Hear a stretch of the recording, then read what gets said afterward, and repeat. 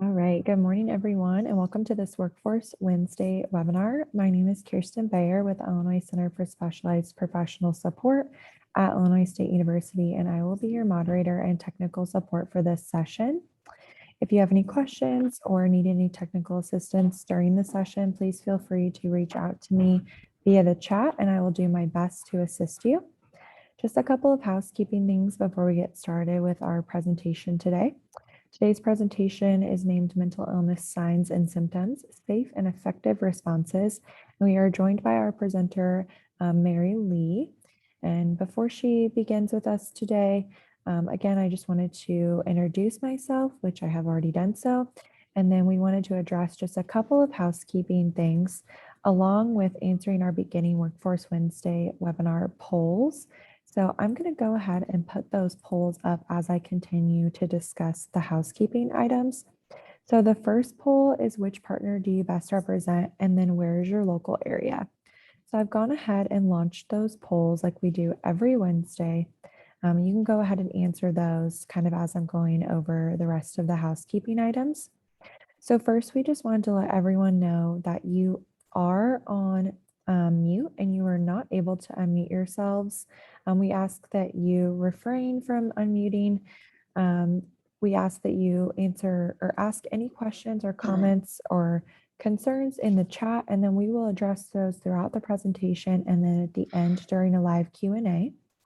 I will also be putting the slide deck in the chat momentarily, so you can feel free to download that and follow along if you would like to. That same website where the slide deck is housed will also be where the recording will be housed. So this session is being recorded and it will be uploaded to our website, which I will put in the chat momentarily, and Illinois WorkNet's website within 48 hours. So you can look for that if you have to jump off early, or if you know someone else who wanted to attend this session but could not, they can feel free to access the recording.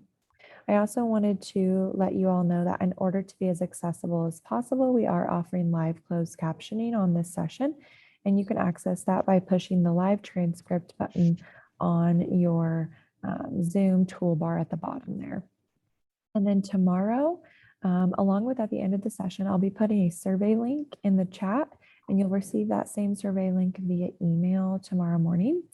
We ask that you take 5 minutes out of your workday to provide us with feedback about this session and any other Workforce Wednesday webinar sessions that some topics you might be interested in, or any other feedback that you would like to provide us. We welcome that feedback. So I'll put that survey in the chat towards the end of today's session, and you'll also receive it in a follow-up email tomorrow. So Mary, it looks like we have a lot of our audience today is from Title I. Title II and Title III. So most of them are from Title I and Title III. And then we have a lot of you joining us from the northern part of the state up near Chicago, and even past that. I know Mary is joining us from Rockford this morning. I am joining you from Decatur, Illinois, which is where I reside. So more central Illinois. So welcome to my central Illinoisans. So yeah, just good to know a little bit about our audience as we move forward with the presentation. So I am going to end that poll and share the results. We can kind of debrief and see those results there for everyone. See where everyone's joining us this morning from. And I'll go ahead and stop sharing. And then I'll stop sharing my screen, Mary, if you'd like to take over. Okay, great.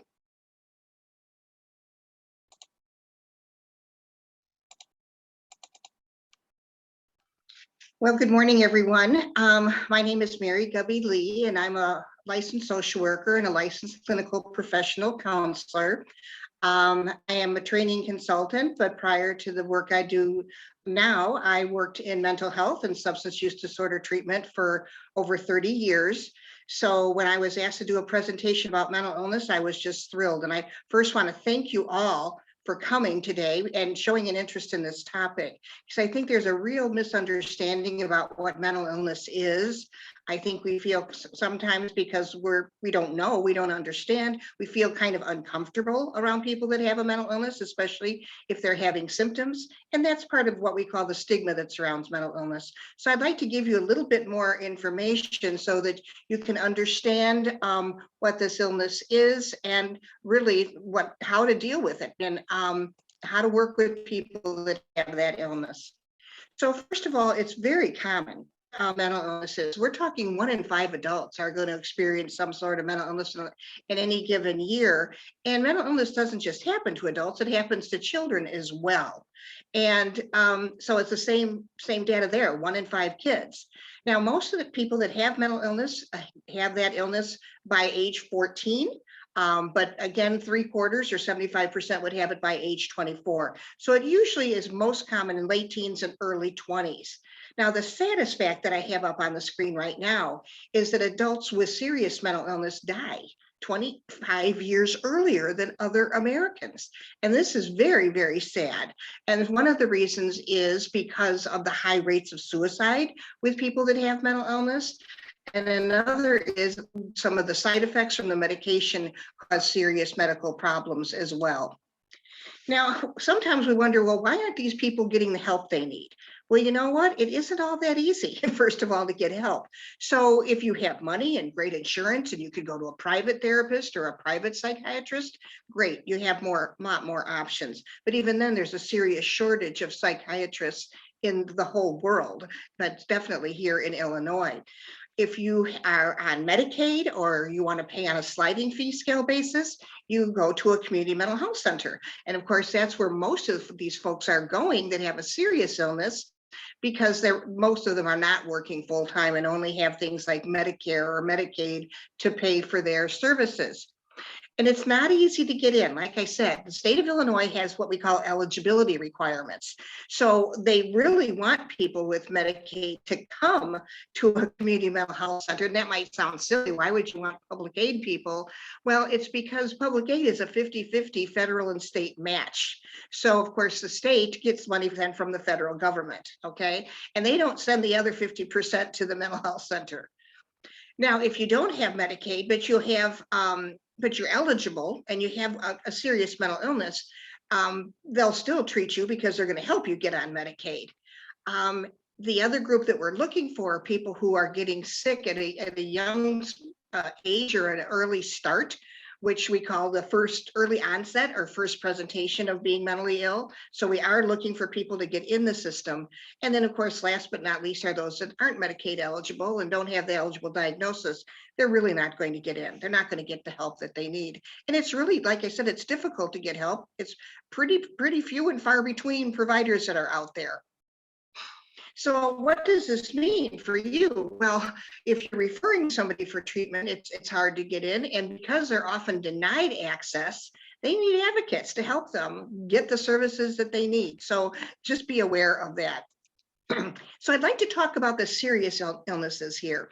And schizophrenia is probably the most serious of all the mental illnesses. And it is quite common. We're talking about over 1% of the population. Now, we know that schizophrenia is probably the least researched illness in the Western world. We really don't know that much about it, but we do know it runs in families. We know that you're probably born with the propensity to get it, and then something happens to you. So it's very common, like for kids going away to college for the first time, something like that, or even teenagers going through puberty. So oftentimes it happens like that. It's a no-fault brain disease. Nobody does anything to deserve this. Nobody says, gee, I sure would like to have that. It's definitely biochemical in imbalance in the brain. And of course, children, do they have schizophrenia too? Yes, we try not to diagnose them at an early stage, but often we're looking for things like delays in development.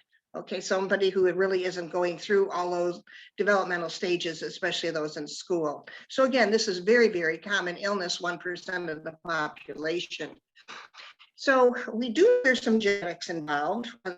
Sadly, we don't have a lot of brain banks where we can do a lot of studies on this, but we do know that if you have a first degree relative like mother, father, sister, brother, you have a 10% chance of getting it. But then of course, identical twins have a much greater chance of both having it. Now, if you use substances, you are at more risk to have schizophrenia. It doesn't make you have schizophrenia, but what it does is it actually brings out some of those symptoms. And probably the biggest culprit then for schizophrenia, is marijuana, because one of marijuana's possible side effects is paranoia, and paranoia is a sign and symptom of schizophrenia. We're looking for kids that have low birth weight, have had infections. Sometimes something happens to them during pregnancy, but we're also looking for kids that don't test well and don't do really well in school. And it's not because people with schizophrenia are ignorant or stupid or anything like that. It's because they really don't have the ability to pay attention and to participate in school like other people would. So what are some of the warning signs? Well, we see that people really get their days and nights turned around. They're up all night and sleeping during the day. And the reason is because it is darker at night. It is quieter. There are less people around, because people that have schizophrenia don't have the filters to filter out everything that's going on around them. They tend to be paranoid. Somebody's out to get me. Somebody's doing something to me. Somebody's listening to me through this computer. They become very socially withdrawn and isolated, again, have very difficulty paying attention, and they don't take care of themselves. And then one of the things that was hardest for me to understand when I started working in mental health is, gee, why don't they care? And it's really that they won't care. They really don't have the ability to care. So it's a difficult thing to understand. So they don't take care of themselves. They don't take care of them surroundings. And they tend to talk in what we call word salads. Everything comes out, but it's kind of all jumbled up. Other warning signs would be just what we call a flat afternoon, just no light on. There's no spark at all. And again, they're very sensitive to light and noise, and they start acting bizarrely. It can affect the senses where they're smelling or tasting things differently. And if they had a strong religious upbringing, they're probably going to have an extreme preoccupation with religion. And they kind of can't put one and one together and get two. They see that different things are related when they really are not. So other warning signs, they're either, again, this affects all the five senses. So they can see, hear, feel, taste, or touch things that aren't really there. Again, that paranoia, they feel like people are watching them. They're not doing well at work and school. And then their hygiene, it just goes to heck. Because again, it's that feeling of indifference. And it's not that they won't care, they really can't care. So schizophrenia has both positive symptoms and negative symptoms. Think of positive symptoms of ones that have been added on to the person. So delusions, those are thoughts that are really real to the person, but aren't real in reality. And the worst thing you could ever do is disagree with somebody who is delusional or try to prove that they're wrong. It would be like telling me my eyes aren't blue. I'll think you're the silly one. I'll think that you really don't get it, because that's what they really are to me. And again, hallucinations, they can see, hear, feel, taste, and touch things that are not there.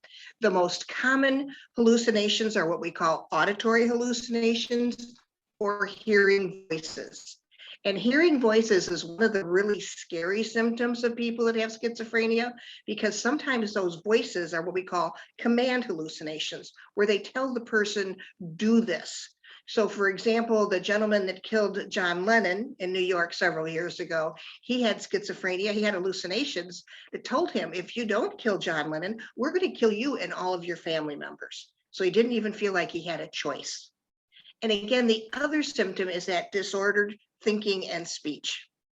Negative symptoms, think of things that have been taken away from the person. They're socially withdrawn and isolated. They have that apathy. They don't have any get up and go or drive. And again, emotionally, they can't connect with other people. So this is a good example. I love PET scans of the brain. It just kind of fascinates me of what a normal brain looks like, if you could really kind of identify what's normal. And then the schizophrenic brain. So things aren't all smoothed out. They aren't all equally distributed. Also, there are problems with the temporal cortex, just understanding the time and the place and what's going on around them. every time someone gets sick and has another psychotic break, they actually lose the gray matter to their brain. And the gray matter in your brain is not something that grows back. So it's not something like skin or even your liver. You can never grow it back, and none of us really can afford to lose any gray matter. There are many different types of schizophrenia. There's paranoid schizophrenia, disorganized, catatonic, residual, and schizoaffective disorder. But the one I really want to get in on with you is schizoaffective disorder. And the reason for that is it's one of the hardest to diagnose and the hardest to treat. And it's probably the biggest one, okay, that ends up in the criminal justice system, okay? They break the law because of, again, hard to diagnose, hard to treat. So in addition to the symptoms of schizophrenia, somebody with schizoaffective disorder has also symptoms of depression and symptoms of mania. So you can understand how this would be really hard for someone to diagnose, because if you go in and you say you're feeling sad or down or no energy, you're going to get a depression diagnosis. Or if you're really high and manic, they're going to say, well, this is mania or bipolar disorder. So if you don't really have a very good person, okay, who's very well trained to do an assessment, you aren't going to be properly diagnosed and you won't get the treatment. And then treatment is really tricky too, because if you take something that for depression, that kind of peps you up, it can actually spark your symptoms of mania. And also the medications for schizophrenia are also what we call, they're heavy depressants, and they do take away your vigor and your energy. So people that have this illness, what do they need? Of course, they're going to need case management. And kind of the gold standard, or the gold Cadillac, if you want to call it that, of case management is a special kind. It's called assertive community treatment. And that is where you really are involved with an entire team surrounding you. You have your doctor, your nurse, your employment specialist, your case manager, all on the same team. That's what works the best. Is it the most common treatment? No, because you can imagine it's kind of pricey. Of course, psychosocial rehabilitation, people have to understand that mental illness needs rehabilitation just like you do if you break a bone or you break something else going on in your body, or maybe post-operative. You need to rehab, right? Well, people with mental illness need rehab as well. They really do well with things like self-help groups, having drop-in centers where they can be with people that are like themselves. They certainly need help with choosing and getting and keeping housing, and definitely supported employment. Therapy and counseling is great. Of course, we have to have crisis intervention services available 24/7. And then you could see at the bottom of this list, I put down medication. And medication is great, except here in the Western world, we all think, just, I don't feel well, just give me a pill and everything will be fine. But what happens with people with schizophrenia is if you don't have everything else on the list, in addition to that medication, it's not going to work. It's not going to help you. So what if you are around someone who's acting strangely, or they're talking to themselves, or they have really horrible hygiene, and you know just something's not right? Well, first of all, remain calm. Okay, it's a real big myth that people with mental illness are the people that are out to hurt you. And actually, they are more commonly the victims of crime. Because they have trouble screening everything out, it is so important to lower the volume and the cadence of your voice. Talk softer, talk more slowly. And if you can, get rid of any other noise or distraction. And if we have to call the police, then we make sure we tell them no sirens, no lights. Don't be moving around a lot, and let them know exactly what's happening. And again, as I mentioned to you, never argue about those delusions, because that is really going to turn the person away from you. So what's the phrase that we like to use? And I use this with lots of things, not just with mental illness. That's really interesting. Tell me more about it. So you're not agreeing with the person, you're not disagreeing with the person, but you are telling them that you are listening to them. And you can imagine if you have all these thoughts going on and all of this hustle and bustle around you, and you just can't screen it out, you're going to be scared to death. So you have to remember to let the person feel very safe, and that they're going to be safe with you, and reassure them. If somebody is acting strangely, and ask, are you hearing voices? Again, they'll tell you because that's their normal. And then it's very important to ask, and what are those voices saying to you? Because people that have command hallucinations are often being told to hurt themselves or somebody else. You can always say, are you getting mental health services or are you taking any medication? Again, you probably aren't super assessors yourselves when it comes to mental health assessments, but this will at least help you understand where that person is coming from. Depression is a very serious mental illness as well, and it's a very, very common illness. And that's probably because there are so many different ways to get depression. There's so many different causes. So again, it's common. We're talking almost 7% of American adults, but children can have depression too. And when you have depression, we're talking about a clinical depression, not just feeling sad or down, but total loss of pleasure, okay? And also, like I said, it's horribly can lead to suicide. And it is the leading cause of disability in the United States and Canada. So if you're working with people who are on Social Security disability, could be depression. Now, like I said, what's scary about depression is that it can happen to anybody at any time because of all the different causes. So we know there's a biological cause. We know that there is a problem with the chemistry in the brain, the chemicals called neurotransmitters. So we know there's a problem with those. But also, sadly, we know that we can make somebody depressed.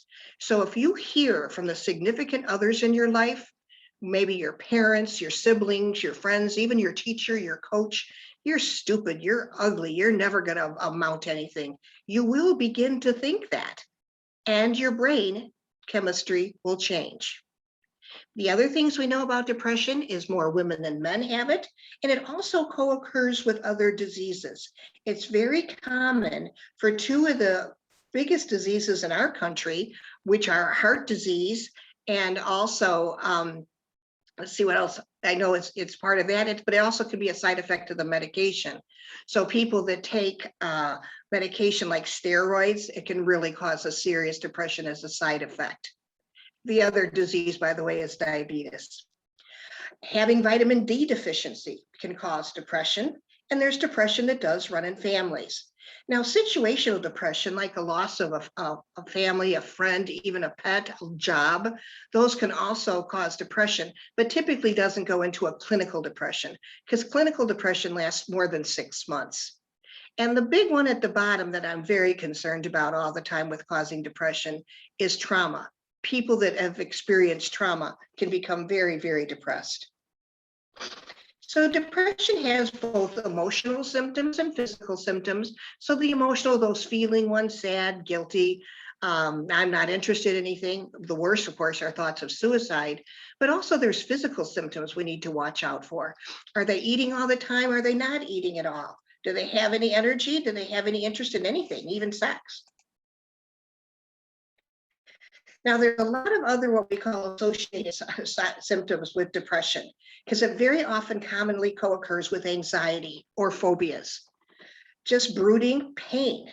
We have a pain center in our brain, and that pain center doesn't necessarily know if it's mental, physical, or emotional pain. So it's very common for people with depression to go to their medical doctor and say, you know, this hurts or that hurts and the other hurts, and the doctor isn't screening for depression. We're getting a little bit better for that right now. I know even here in Rockford, there's a big push for primary care physicians to ask about depression. Irritability, let's talk about the difference in the sexes. Women tend to turn depression in, men tend to turn depression out. So you'll see in men, it comes out a lot more like anger and rage. And for women, it's a lot more thoughts of suicide or self-harm. So here's another PET scan of a brain that doesn't have depression. You can see again, it's all kind of even, it's all firing up, and we need that orange and that red because that's called dopamine. And on the right, you see depression not fired up at all. So again, it doesn't help the person to blame them. Like, why don't you just snap out of it? Because they can't. It's part of their brain chemistry. So what works for depression? Well, I put medication back at the top of the list this time, and there's probably more antidepressants out there than there are cancer drugs, but medication is helpful. But even the FDA has what they call a black box warning on the medication bottles that says medication without therapy is actually worse, because then people feel a little bit better, and then they actually have a higher rate of suicide because now they have the energy to go ahead and commit the act of suicide. That therapy you're going to see over and over again is what we call CBT, or cognitive behavioral therapy. It's teaching people to think differently. And once they think differently and act differently, we know that they can change that brain. Electroconvulsive therapy. I don't know if any of you've seen One Flew Over the Cuckoo's Nest. It's not quite that violent, but it still does work. But again, it's used for treatment-resistant depression. It's not something that everybody gets. Light therapy is really important, especially at this time of year when we have less and less sunshine and people are losing more of that vitamin D. And there's some new fancy equipment that's out there. There's TMS machines, that's transcranial magnetic stimulation, or TMS. And you can see a picture of that in the bottom. That machine is actually using magnets to help change brain chemistry. And probably the newer one that we're using now is VNS, or vagus nerve stimulation. They actually implant something in your brain, and they give you a piece of equipment that when you're starting to feel depression and you can't get it under control, you can literally zap your brain. Now, we haven't talked about illnesses and is there any cure? No. Well, there isn't any cure for most illnesses, from the common cold to you name it, right? But is there healing? Yes. So this is an example of that healing power, that healing property here. So on the left, you see somebody with depression, not lots going on, but at least somebody who's in recovery from depression. You can see things are starting to fire up again. And this is how we know by the research of what services, what treatment, what medications work. So what if you're around somebody who has depression? Be sure to let them know that you really want to understand them and help them. Whatever we could do to instill hope, give that person some hope, reassure them again, and never, never challenge symptoms of suicide. Say, oh, you're always talking about that, but you never do it. That would be the worst thing to say. And ask, if they're really depressed, is there somebody who can help you? Can we call a family or friend? Are you thinking of hurting yourself? And I know people are very hesitant about that because they're so worried that they would be the cause of somebody committing suicide. And you can't be the cause. You don't put suicidal thoughts into somebody's head, but you need to know if they have them so you can help them get the help that they need. Bipolar disorder is probably the next of the most serious mental illnesses. And we're talking about mood swings. And I'm not talking about today, gee, the morning didn't go so well, but the afternoon sure was better. I'm talking about the way ups and the way downs. And people cycle. Now, some people can cycle several times in a day, and some people, it takes years. And some people might have only experienced the mania once. So again, it takes somebody that does really good assessments and a really good history with that person to know, is this depression, the way downs, or is it bipolar disorder? We definitely know this runs in families. We know it's quite common. We typically diagnose it in late teens, but I have seen children as young as 3 be diagnosed with bipolar disorder. It looks sometimes, and it gets kind of confused with substance use disorders and ADHD, but it also commonly co-occurs with substance use disorders and ADHD. So we talked about the depression part of bipolar. What about the mania? We're talking an expanded mood, or again, irritable, okay? So part of the way ups could be just getting angrier and angrier. People have an inflated self-esteem. I can do no wrong. They can go days and weeks without sleeping at all. They have all kinds of energy they just can't manage, racing thoughts, and of course they have poor judgment because they're great. Everything's great. There's no problems. So this is how people often get involved with the criminal justice system as well, because they're out there in sprees doing silly things that absolutely make no sense. They have a heightened sex drive, and of course they're in denial because life is great. Why would I want to take medication or go for treatment? Because I have all this energy and I'm just doing great things because I am great. I wanted to share with you what a PET scan looks like with somebody with bipolar disorder.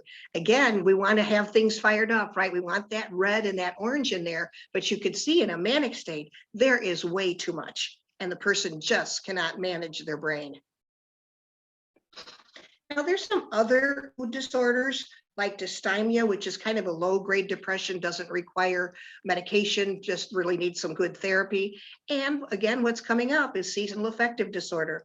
People have serious problems with their moods when there is lack of sunlight. Anxiety disorders are probably the most common of all the illnesses, but it's hard to understand them because there's a few different kinds. We know that they run in families. We know that over 18% of the population is affected by anxiety. We are looking at possible biological causes. We know that this anxiety commonly co-occurs with depression or even substance use disorders. And there's, like I said, different kinds, because sometimes it's like just an overall feeling of uneasy, something horrible is going to go wrong with the world, to horrible terror feelings. But again, it is the most treatable of all the mental illnesses. So generalized anxiety is, again, that something more general, something horrible has gone wrong with the world, something awful is going to happen to me today. You can't even put your finger necessarily about what it is, but you're just constantly in worry and fear. Now, panic disorder, I'm sure many of you have seen somebody have a panic attack because they are common, and it kind of looks like a heart attack. The mind is racing and the blood is racing, and the person just doesn't even know how to stop. And if you are not, you don't have training in how to recognize when a panic attack is coming, you tend to stay home. It would be very scary to have a panic attack out in public or even when you're behind the wheel of a car. Now, phobias are what we call irrational fears. And we all have fears, right? But irrational means we want to stay away from it. We always stay away from the things that we're afraid of. Now, my personal phobia is arachnophobia, okay? I'm afraid of spiders. I don't like them at all. I pay somebody to clean my basement and my garage, and I wasn't happy around Halloween with all those spider decorations. But right now, do I need treatment for that? No, because I can easily avoid them. The people who are in treatment for phobias are typically having social phobias. They're afraid of other people. They're afraid to go out in public. They're afraid to leave their own home. So again, these are some just simple extensions of what I've already said about the generalized anxiety disorder. Okay. Now, what works with the treatment? Cognitive behavioral therapy, again, teaching people to think differently, teaching people to act differently, getting in some real serious relaxation techniques. Biofeedback works. And of course, mindfulness, staying in the moment. There are medications that are out there. Typically, we are not recommending anti-anxiety medication because we found now, because anxiety is so close to depression, that antidepressants work better with anxiety and they're not addictive. Again, a good reminder of panic attacks. And I wanted to say too about panic attacks. It looks like one, it feels like one, but it's not unusual for somebody to actually give themselves a heart attack in a serious panic attack. And there's my favorite one with the spider. So again, phobia treatment, that cognitive behavioral therapy medication, but what we call a systematic desensitization, where you're brought closer and closer and closer to the thing that you're afraid of until you can literally stare it down. So what do you do if you're around somebody who has an anxiety disorder? The best thing you can do is get them to breathe and breathe with them. The deep in through the nose, out through the mouth. You can lower your blood pressure, calm yourself down so easily just by breathing. And especially if somebody's having a panic attack, ask very simple, closed-ended questions. Don't ask, how do you feel? Just ask, what's your name? Do you have any children? What street do you live on? Because that'll bring their mind to a point where they're just talking about facts and not totally overcome by those feelings. Definitely redirect them, but reassure them. Things are okay. I'm here to help you. Trauma and stressor-related disorders, again, are the next category of serious mental illnesses, and I want to talk about those. I don't know if any of you were in the presentation I did a couple months ago, but we covered a little bit this then, so my apologies. It might be just a little bit of overkill for you. So PTSD, again, how do you get this? Well, you either personally experience a traumatic event or you watch it happen to somebody else. And what happens if you are that seriously affected, it's like a movie in your brain that you just cannot turn off. You're constantly reliving it. So of course you're anxious all the time, and you have what we call an exaggerated startle reflex, like, oh, because you're always on the watch, you're always on guard. And again, is this quite common? Yes. And is it common in certain groups more than others? Yes. Certainly victims of domestic violence, and definitely our veterans. So again, how does this work? How does this PTSD work? Well, in the very center of your brain, you can see this little tiny, like pea-shaped thing that's actually called the amygdala. And it's very much buried into our brain because we need to protect it. It makes big decisions for us. It manages the fight, flight, or the freeze. So how does this work? Well, if you have a threat, let's say you're hearing crash, boom, and bam, that threat is going to go right to the amygdala. The amygdala is going to make a decision by telling the brainstem, am I going to fight, flight, or freeze? But the amygdala knows I need to get information from the prefrontal cortex. So it sends some chemicals up there to up here, prefrontal, because that's where all of our executive functions are. Our planning, organizing, pay attention, and making big decisions. So the prefrontal cortex sends back to the amygdala, hey, that crash, boom, and bam, no worries, no problems. Those weren't guns. It's the 4th of July. They're just fireworks. But somebody who has post-traumatic stress disorder, you see how the amygdala is lit up there? People that have post-traumatic stress disorder, same kind of trauma trigger, the crash, boom, bam. The amygdala is going to have to make a decision. Am I going to fight, flight, or freeze? But need some help from that prefrontal cortex. But in this case, because the person has post-traumatic stress disorder, good decisions are not going to be made because those chemicals are not where they should be. This kind of demonstrates that. So you'll see on the left, a healthy brain, see all that red there on the one side? Well, that's right here in that prefrontal cortex. We need to make good decisions. We need to be in control. We need to plan, organize, pay attention, even wait in line. Look what happens with people with PTSD. That red is all over. They have absolutely no control, and they are not going to make good decisions. So what kind of treatment do they need? Well, again, that cognitive behavioral therapy. Some people need medication, and there's some special therapies out there like eye movement desensitization and reprocessing. And in some cases, when they're in therapy, they have to go back and confront the past and get through it again. That's kind of like what they do in the military with like virtual Iraq or virtual Afghanistan. Obsessive compulsion and related disorders, those are also disorders that are, the culprits is trauma that causes those things. So OCD, or obsessive compulsive disorder. Obsessions are these thoughts you just cannot get out of your head.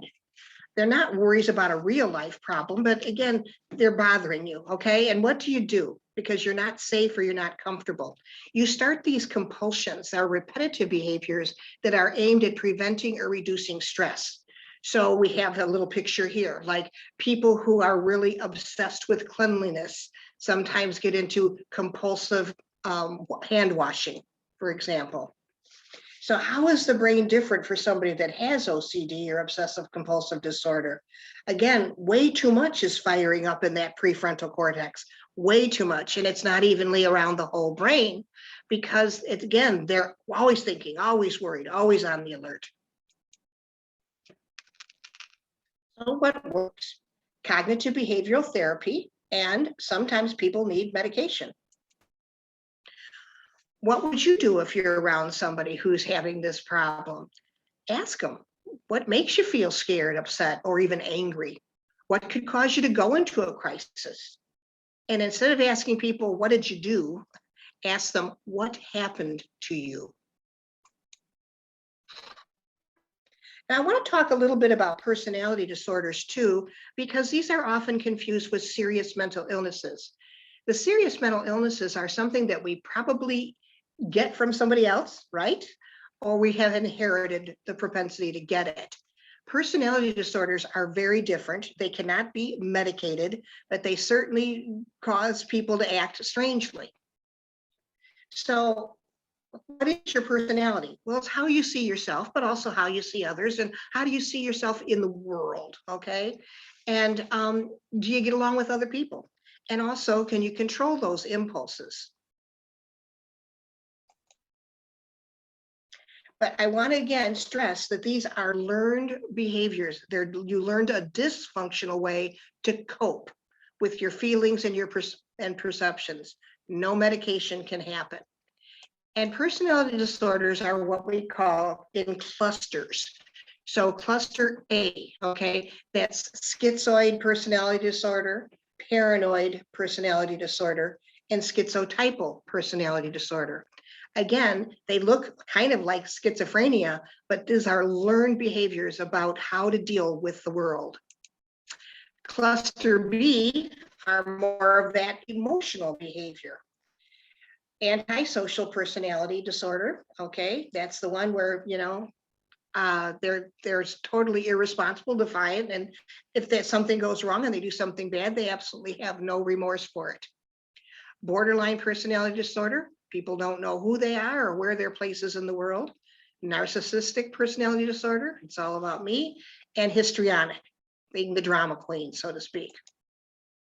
And then there is cluster C, like anxious or fearful behavior. People can be very, very avoidant, be extremely shy, be very, very dependent, where they can't even make their own decisions, or have a compulsive personality disorder. Now, again, a personality disorder is a dysfunctional way of dealing with the world. People tease me sometimes that, boy, you're a real OCD person. Well, I do have tendencies in which you can have any of these tendencies, and that tendency actually helps me get my life in order and get my job done, because I can plan, organize, and get things done. So again, they're only a personality disorder if it's a dysfunctional way of dealing with your life. Borderline personality disorder, I have that one on a separate slide because it is probably one of the most difficult to work with. It's difficult to treat. These people are the most common, other than antisocial, involved with the criminal justice system. They have not a clue of who am I, why am I here in this world, and where did I fit in? And it's kind of one of my favorite books about borderline personality disorder is Don't Leave Me, because they have horrible fear of abandonment and often do things to hurt themselves and make a lot of suicidal gestures. Now, you're probably wondering, because we wonder all the time, we have to sort this out. Is it mental illness, substance use disorder, or both? So is it rock, paper, or scissors? And again, you have to have a really good clinician do the assessment to help figure that out, because mental illness often looks like substance use, right? Because if you're really anxious, could that be something from downer withdrawal to a stimulant? If you're really, really depressed, are you withdrawing from a stimulant? Mania, we know that's caused by stimulants or even taking a hallucinogen. And then schizophrenia. What is that really? So they go both ways. So we have to, again, sort out, is it mental illness, substance use disorder, or both? And we're thinking probably close to 50% of people with serious mental illness have a substance use disorder. They get into what we call self-medication. And there are reasons that they don't take the medication. Some of them are extremely expensive, but they also have some very, very serious side effects. Now, we've thrown around a lot of topics today, from schizophrenia to paranoia to bipolar. And I really want to make sure that we talk about the word stigma.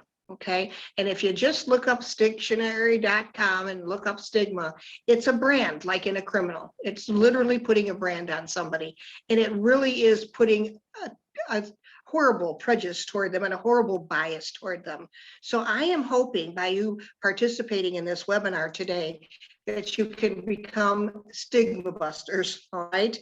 That's where we're looking for more stigma busters, because when you stigmatize somebody, you're shaming them and you're disgracing them. And then we wonder why people aren't getting the help that they need. Stigma is one of the #1 problems. There are many other situations that cause people not to get help, but a lot of people will not get help because they don't want to be stigmatized.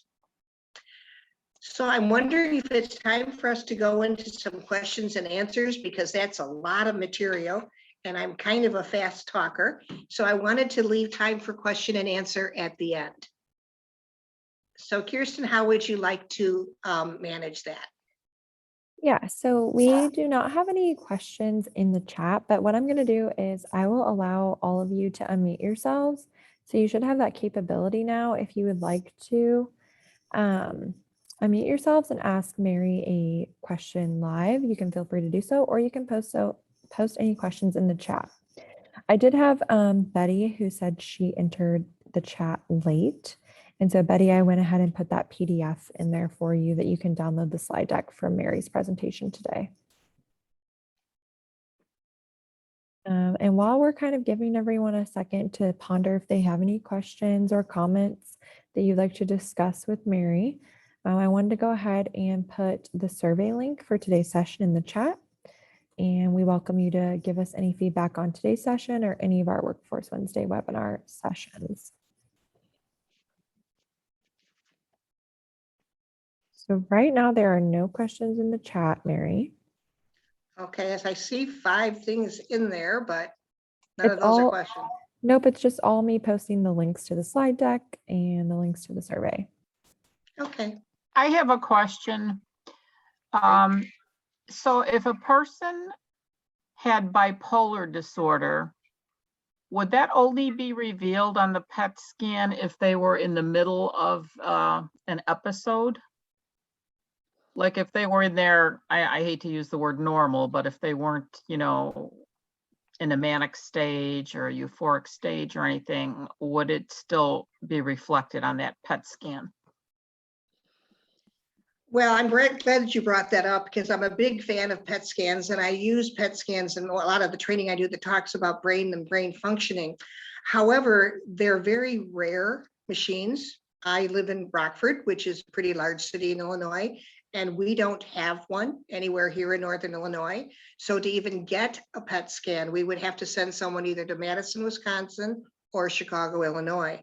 So very sad. I wish we had the availability, because a lot of people who are in denial of their illness, if they had a PET scan, we could show to them kind of proof, kind of like a lab or an x-ray you get for other illnesses, that yes, you do have a serious illness, but we don't have the ability because we don't have the machinery. And also that machinery would be great to, again, help people understand that treatment works, because if you can rescan the brain and show that it's getting better, that helps the people know, gee, I'm on the right path. So that's not, it's used more for research, unfortunately, than for treatment. Okay, thank you.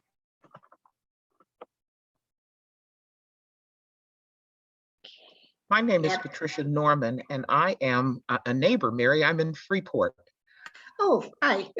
I had a question about one of the terms you used was biofeedback. What is that? Well, biofeedback is using an electrical appliance to actually rate and gauge your blood pressure. And they used to be really heavy duty equipment, and now you can get them very, very inexpensively. So you could hook yourself up to a biofeedback machine that will show you how tense or anxious you're doing. And a lot of people that have blood pressure problems, you know, medical blood pressure problems, and can't get it under control, use biofeedback too. Because again, you could know, when is your blood pressure out of control? When is it going sky high? And by simply using techniques like breathing and like mindfulness, you can lower your blood pressure. So we are also using biofeedback for other symptoms too, because an increase in blood pressure is common with some of these signs and symptoms of mental illness. Great, thank you very much. It would be an interesting to Google sometime, just Google biofeedback machines. We had a question in the chat from Brenda Boggs. She said, wonderful presentation, very informative. How effective are the TMS and vagus nerve stimulation in treating depression? Well, the TMS apparatus, the machine you saw that woman sitting in, a kind of like a dental chair sort of thing, but except that the brain's hooked up to a magnet, has been very, very well received, and it's very, very successful because it's expensive. It's usually used last, which is a shame. It has become not only so good to treat depression, that they are using this now for everything from anxiety disorders to substance use disorders, because we know all of that has to do with brain chemistry. Now, we do have a TMS machine here in Rockford at one of our outpatient therapy offices. And of course, you have to have a referral to go there. So it's not like every psychiatrist has a TMS machine. And the other one was, sorry, what was the other one you had asked? She also wanted to know, are these procedures commonly used? And the other one was the vagus or vagus? I'm not sure. Oh, the vagus nerve stimulation. Yes. Mhm. Again, that would be used for what we call treatment-resistant depression. The medications do not work. The therapy is not working. And you're so depressed that you're not taking care of yourself. You're not eating, you're not sleeping, you have thoughts of suicide. So that's used only when nothing else works. And it's used, again, it's more expensive, okay? But it's very common to the same kind of apparatus you use now. People are using this for other physical illnesses. So if we know we can make changes in the brain and give that person the control over the item to spark their brain when they know that they really need it. So again, they're pricey, they're expensive, but they are used and they are helpful.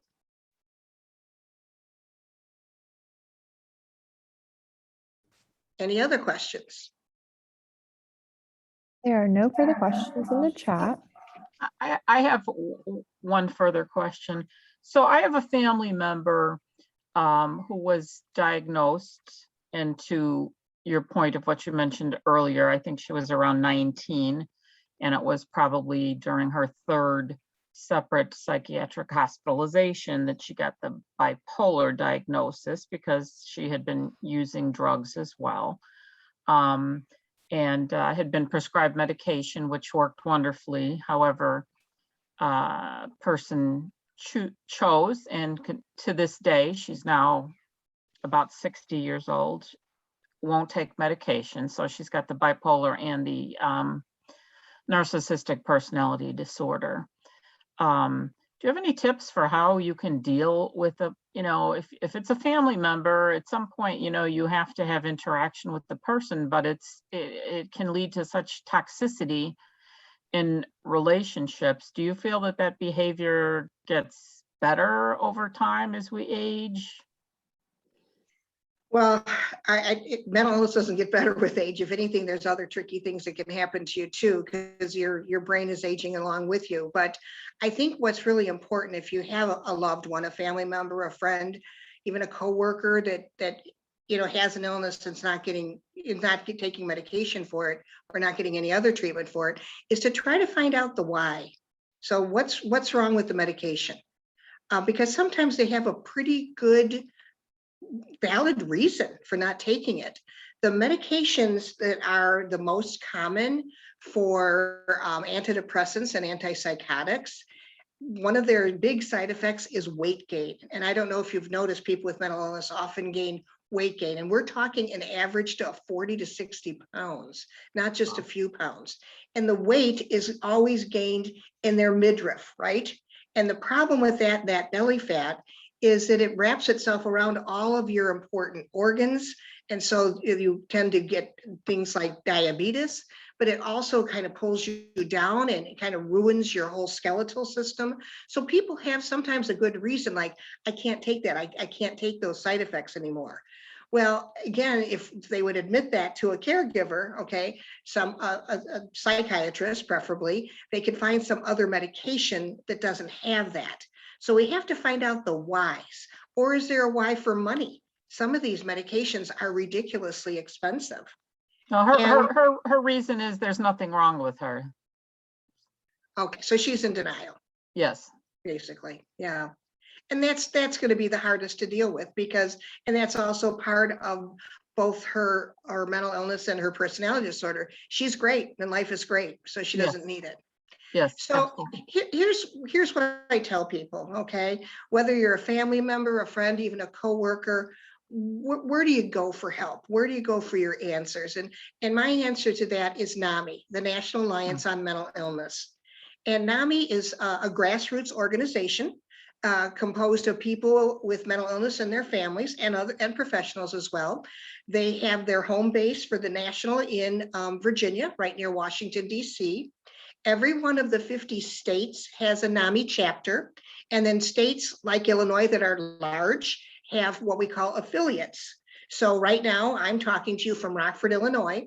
So our NAMI affiliate is NAMI Northern Illinois, and it serves both Winnebago and Boone counties, and sometimes goes out of the counties because we are a pretty strong chapter and often help other folks out. So what does NAMI do? Well, first of all, they have, and I can't say it's free because it costs money, but they don't charge for classes. They have classes in Mental Illness 101, which is called Family to Family. And they also have a NAMI Basics, which is for families of or caregivers of younger children. And they really educate you a lot more thoroughly than what I'm doing here today. They also do a lot of community programs, and they're out there a lot, whether it's live or even Zoom still, we're still using that. And the other thing is they have support groups. And again, these are at no charge. So they have support groups for families and friends, but they also have support groups for people that have a serious mental illness. Because we know as humans, if we have other people that are like us to tell our troubles to, we get the support that we need. So sometimes we can't get the person the help that they need, okay, but we can always get help and knowledge and education for ourselves. So I would really urge anybody who's kind of frustrated with that, because there's a horrible phrase we use in our country, and that's because of all of the rights. People with mental illness die with their rights on, right? Because we can't make them get the help they need. If you are not seriously thinking of hurting yourself or somebody else, it's pretty hard to get hospitalized against your will. And even then, if it's still not in your will, you're not going to follow up with that treatment. But we can get educated and we can get help for ourselves. Thank you, Mary. So I know we have people from all over the state here, and if you wanted to know, where your local NAMI chapter is, you just Google NAMI and plug in what state, and it'll fire up just like the map that Kirsta had up earlier. Where are all those affiliates? And it's a good place too to educate yourself, because they have really good websites that'll tell you a lot more about all these illnesses and the treatments that are out there.